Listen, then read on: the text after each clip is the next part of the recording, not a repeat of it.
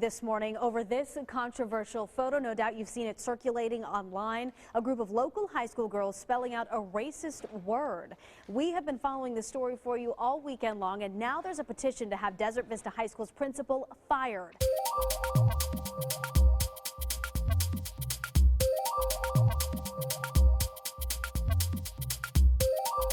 Nigger may well be America's most controversial social invention. It aptly describes a social invention, niggers, which was utilized and consumed by whites. It has been used as an adjective to describe anything held in contempt or disdain, or described as inferior. Even though it was invented as a derogatory term, it has become a versatile utility word. It has the same kind of versatility as fuck or. Words such as fuck and bitch have moved beyond their primary definitions and functions. In English, fuck falls into many grammatical categories. As a transitive verb, for instance, John fucked Shirley. As an intransitive verb, Shirley fucks. Its meaning's not always sexual. It can be used as an adjective, such as John's doing all the fucking work. There's a name for you ladies, but it isn't used in high society. Outside of a kennel. While the word bitch now appears in non-kennels throughout the world, its hustle in Litchfield prison is still pretty fascinating. What a bitch. Stop being a bitch-ass bitch. Fuck you then, bitch. You see, the word does a lot more than convey a character's crudeness or toughness. It becomes a thread through the pen's maze of gender and power, and an ambassador for the show's gritty worldview. Stupid fucking bitches. The key to understanding bitch in Orange is the New Black is recognizing that behind every normal-sounding B-bomb glints a ghost meaning. Fuck, bitch, and nigger are like utility baseball players who can play numerous positions.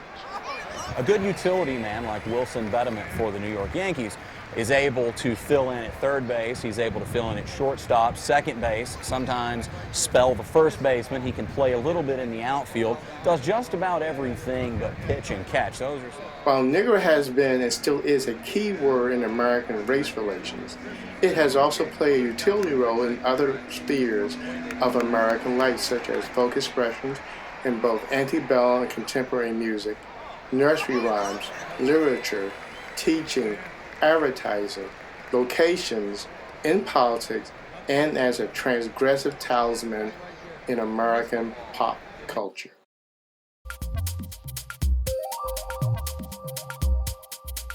Terms such as nigger work or nigger rich were used to emphasize the inferiority status associated with blackness. These terms and classics such as nigger lover, nigger heaven, nigger luck, or nigger in the woodpile have appeared in American common usage and folk expressions, and usually once again reinforces some negative aspect of black culture or existence. In American music, nigger and its cousin coon via the minstrel show have become part of the American cultural fabric. From 1800s to the 1900s, there have been various lyrics and titles that have lampooned blacks.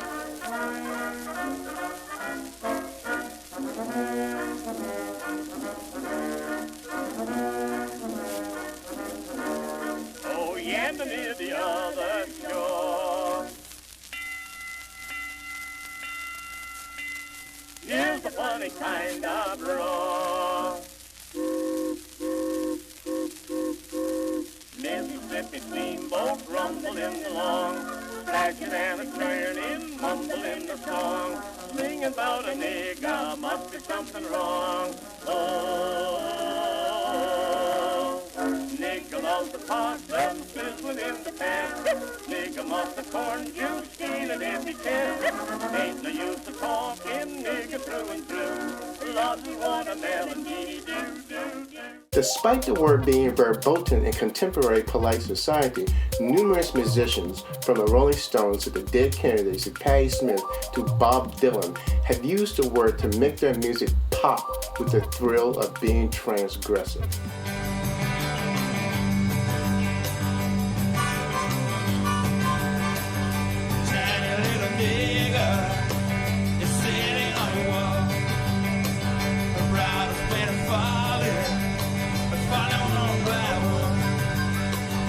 just ain't murder, and it just ain't cool. Now the judge is gonna judge me, put out of his word. My way, police and niggers, that's right, get out of my way.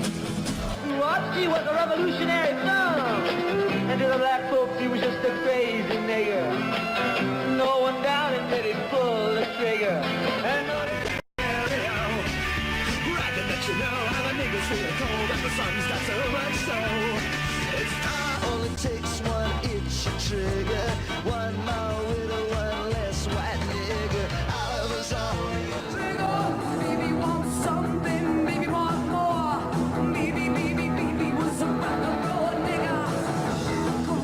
White children were introduced to the word as it appeared in nursery rhymes and stories. For example, the children's rhyme, Eeny, Meeny, Miny, Mo. An innocent version is, Eeny, meeny, miny, mo. Catch a tiger by the toe. If he hollers, let him go. Eeny, meeny, miny, mo. However, the other version is different. Former BBC Top Gear host Jeremy Clarkson caused a bit of a stir when he was making a selection of two cars. Clarkson decided to use the traditional version of Eeny, Meeny, Miny, Mo, which he undoubtedly learned as a child in England. Eeny, meeny, miny, mo. When he spills, let him go. Eeny, meeny, miny, mo. Just as Eeny, Meeny, Miny, Mo was used as a means to teach children how to count, 10 Little Nigger Boys was one of several nursery books that taught white children how to do so in the late 1800s and in the early 1900s. However, it depicted the caricature of black boys who were eliminated by a series of events, counting down to the last one. 10 little nigger boys going out to dine, one overate himself. And then there were 9. 9 little nigger boys sat up very late, one overslept himself. And then there were 8 little nigger boys traveling in Devon, one said he'd stay there. And then there were 7.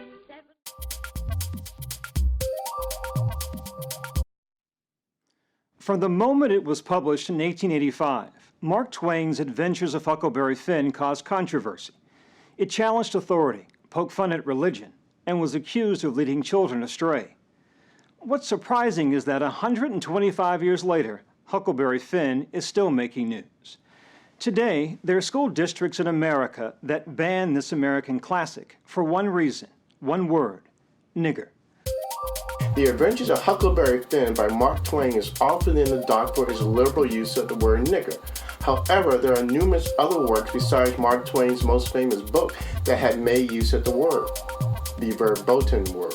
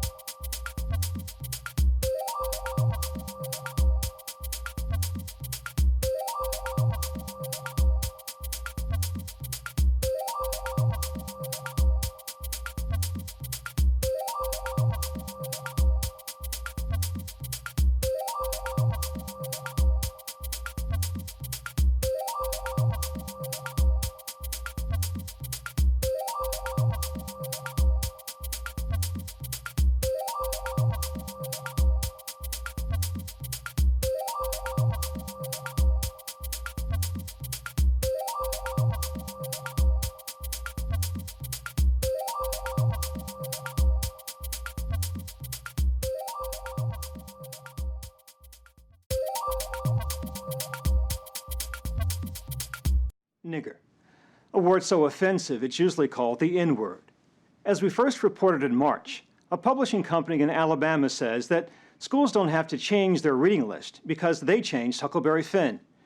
Their newly released edition removes the N-word and replaces it with slave, a bold move for what's considered one of the greatest works in American literature. The publisher is saying by introducing this new edition, they can still have the teachable moment and have the conversation about race. You look puzzled. Well, you use the term teachable moment, and that's what nigger gives you. That's why it's important to keep it there. I call Huckleberry Finn a power tool when it comes to education. There are so many things that pry things open. It's like the jaws of life. And you say a teachable moment. That teachable moment is when that word hits the table in a classroom, everybody goes, ooh, okay, let's talk about it. Let's talk about where it came from. Let's talk about why you all went, ooh, when you don't go, ooh, about anything else. When y'all don't go, ooh, when it's blasting around in the parking lot in what y'all call music. If you take out everything in a book that causes the teachable moment, you have no teachable moments. Hey, honey. What's for breakfast this morning? Nigga, please. Hey, can't you just tell me what's for breakfast? Nigga, please. Introducing the tasty new breakfast cereal that's so nutty and crunchy, you'll say, Nigger, please. Hey, Joey, it's some good cereal. What is it? Nigger, please. Nigger, please. Look, nigger, please. Nigger, please. Packed with vitamins, but so tasty, even kids will say, More nigga, please, please. a high-fiber blend of 7 all-natural grains, oats, barley, and almonds, deep-fried and coated with a sugary barbecue sauce. Ask for it by name. Nigger, please. From the makers of Cracker Ass Crack. While Chris Rock's TV ad spoofed advertising with his outre use of the verboten word, back in the day, however, nigger could be found on various commercial products in the period after the American Civil War. The word was a staple of American commercial advertising for years, and in that context underscored either the comical or subordinate role of blacks. The word in advertising was the equivalent of comfort food, and it evoked a quaint, old-timey feeling. Meanwhile, ads that did not use nigger instead depicted a certain class of people seen to the comforts of the master race.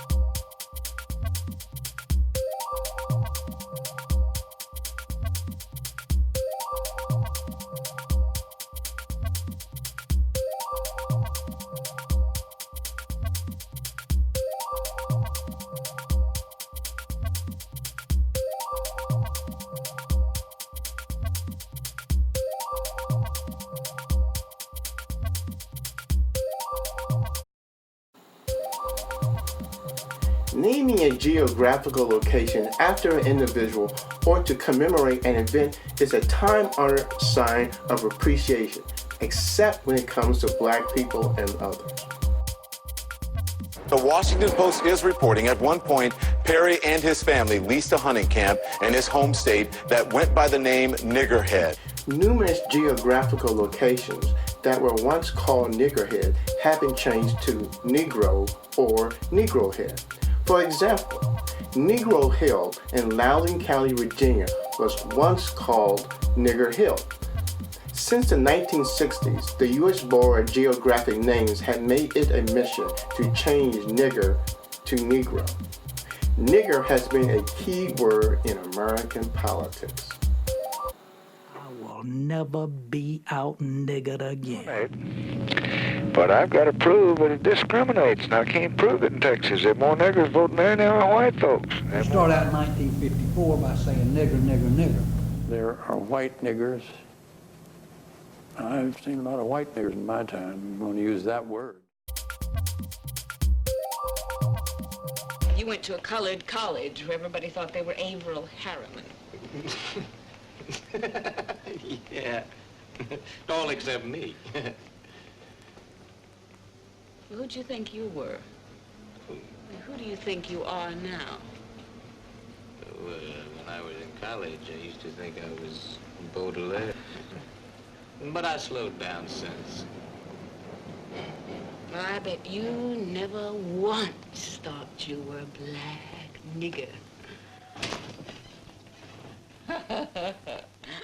Nigger, a word and concept invented by whites to control a species or property, has now become a verboten word.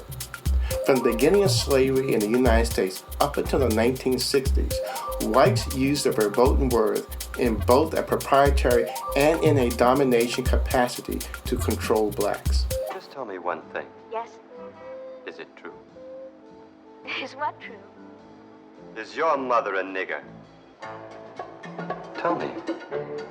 Tell me! What difference does it make? You love me. All the kids talking behind my back. Is it true? No. Are you black? No, I'm as white as you. You're lying! Blacks, however, have used it as a counter-narrative to define themselves. But the first thing you need to know about me is I'm a nigger. When you were doing comedy, you will use language and phrases. I know you did a whole section on the show a way back about how you don't like, you're a black person, but you don't like niggers. You refer to people as niggers. Yeah. Now, Are you calling me a nigger? No. A word that had been used by whites to control or define blacks had become off limits to whites due to the political and social revolutions of the 1960s.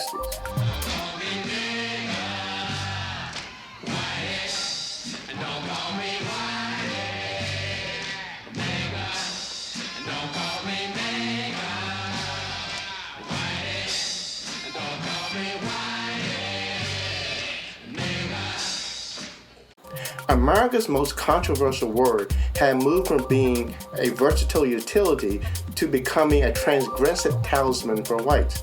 And whites and blacks now vie for the ownership, the right to say the word within the cultural context.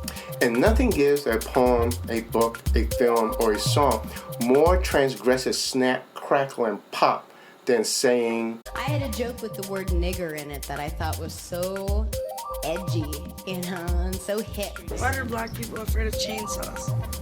Don't even say it. Don't say Run, it. nigga, nigga, nigga, nigga. Everybody has different words that offend them, different things that they hear that they get offended by. To me, the thing that offends me the most is every time that I hear the N-word. Not nigger, by the way. I mean the N-word. Literally, whenever a white lady on CNN with nice hair says the N-word, that's just white people getting away with saying nigger. That's all that is.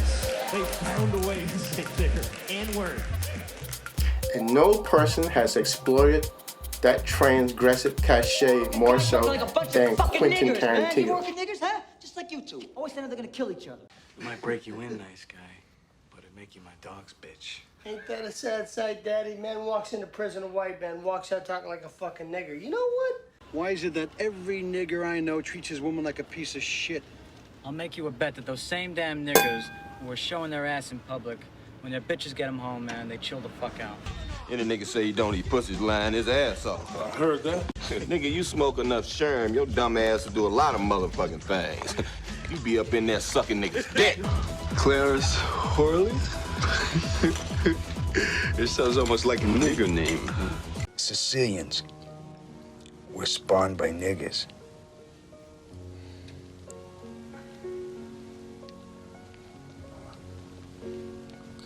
Come again? The Moors conquered Sicily.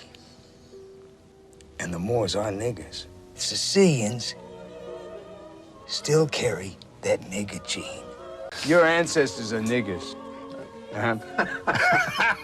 Hey. Yeah. And your great-great-great-great-grandmother fucked a nigger. Oh, yeah. And she had a half-nigger kid. A word that was once used to describe the wretched of the earth, to dehumanize blacks, is now considered a hip, badass word to say or to be. Now everyone wants to be a nigger, if not a nigger, in America.